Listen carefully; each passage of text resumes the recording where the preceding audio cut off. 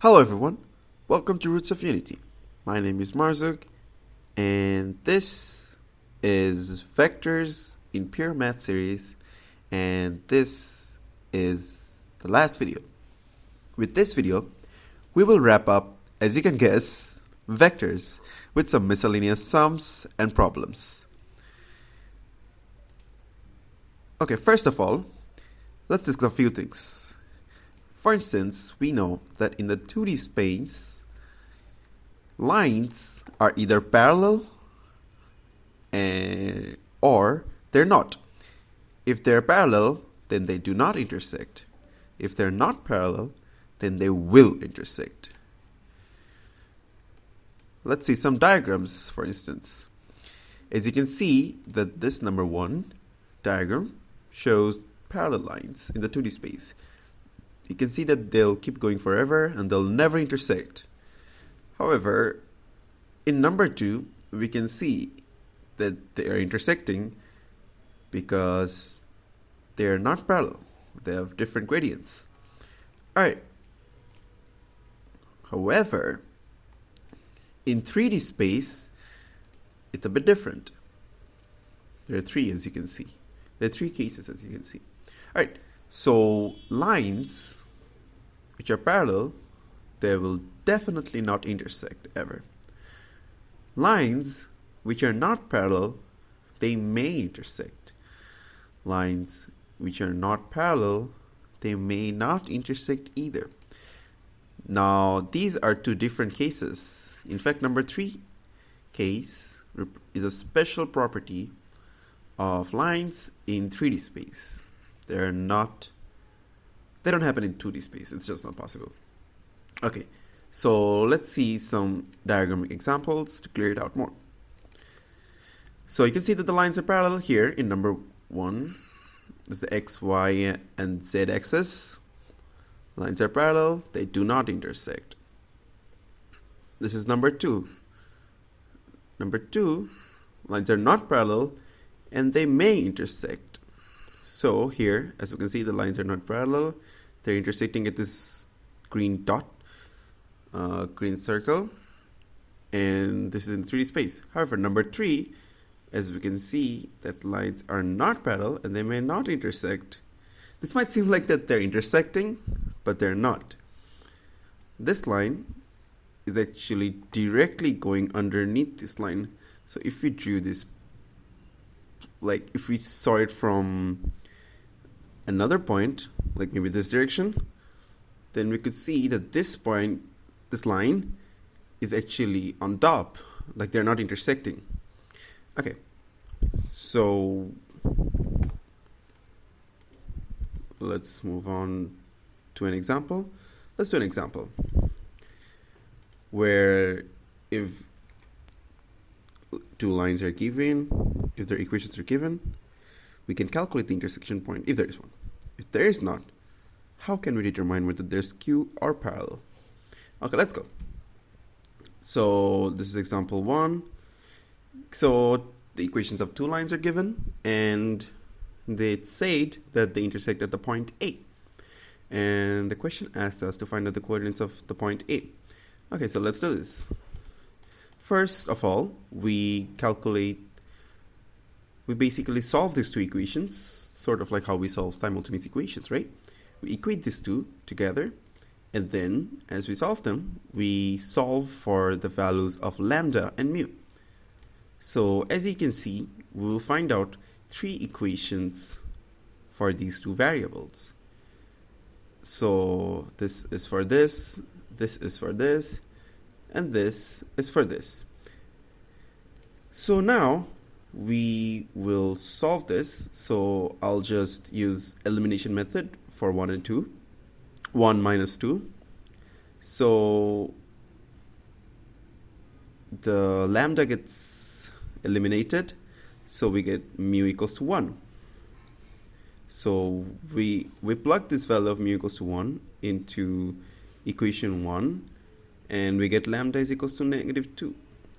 So the position vector of the point of intersection, we just have to plug these values into one of these cases, like this vector basically. So we get it as 3, 0, comma, minus 6. So this is the point of intersection. So this is for the first example. Okay. Now, for example 2, I'm removing that. Whoops, I did not estimate space. All right. So now, for example 2. So again, two equations are given, and it's said that they do not intersect, and we have to show that. Okay, so how do we do that? So once again, we do simultaneous equations for these two. We find 3 equations, and then we try to solve it. So the different thing is here, what's going to be is that for cases where the lines do not intersect, when we try to solve them, there is going to be no unique set of values for mu and lambda. What does that mean? Well, let's first solve it. So we solve it. Let's solve lambda. Okay, let's just make this lambda equals 6 minus 6 plus u for equation 2. And now we plug equation 2 into equation 3, and we get mu equals 23. Great. Okay, now let's plug equation 2 into equation 1, and we get mu equals to 9 by 4. Well, what's going on? As you can see that in one case the value of mu is 23, and the other it's 9 by 4. They're not unique. If the values of mu are not unique, then the values of lambda won't be unique either. So as a result, we can conclude that since there is no unique set of values, there will be no one unique point of intersection. As a result, we can conclude that these two lines will not intersect. Okay, now the question is, yeah, great, these won't intersect. But are these skew lines or are they parallel lines? Skew lines basically being the third case, where they're parallel, where they're not parallel, but they still don't intersect. When they go above each other in 3D space, they're called skew lines. Okay, so how do we see whether they're parallel or not? Okay, if they're parallel, then this direction vector would have been a scalar vector of this direction vector. So a scalar product. Yeah, a scalar multiple of that direction vector. So d2 will be equals to a scalar multiple of d1. So but it's not, right? It would have been if it was actually minus 6i plus 3j plus 9k. Then we could have said d2 is equals to 3d1. But that's not the case. Hence, they're not parallel. They're actually skewed lines. Okay. Now, lastly, I'll do a vector equation example as well, where I'll explain what parametric equations are. Okay. Oh, so we can just write hence they don't intersect. Okay. So we have a position vector given and a direction vector given. Now all we're going to do is find out the vector equation. So we just write r equals to 3i minus 2j plus 4k plus lambda into the direction vector. Now this is already the direction vector, but you can also write it, this is already the vector equation, but you can also write it in this column vector form as well. It's the same.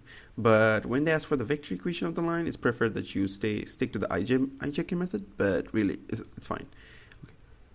All right, so the parametric equations, right? So what are it? So let's just simplify it, r equals to 3 plus lambda minus 2 minus lambda, 4 plus lambda. But notice this, that r is actually just an arbitrary value on the line. So it's actually x, y, and z. All right, cool. And now let's write x equals to 3 plus lambda, y equals to minus 2 minus lambda, and z equals to 4 plus lambda. We're just writing this separately. And now lambda is actually the parameter.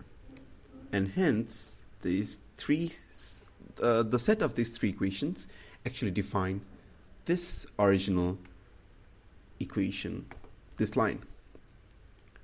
So it's like basically another way of writing a line in a vector line. Okay, yeah. So anyways, that covers all of vectors in pure mathematics. If you have any questions, don't hesitate to drop them in the comments below. I'll be back with another video series, which is vector in FP2. That is further pure mathematics part 2, paper 2. Alright, anyways, that's all for today. See you later.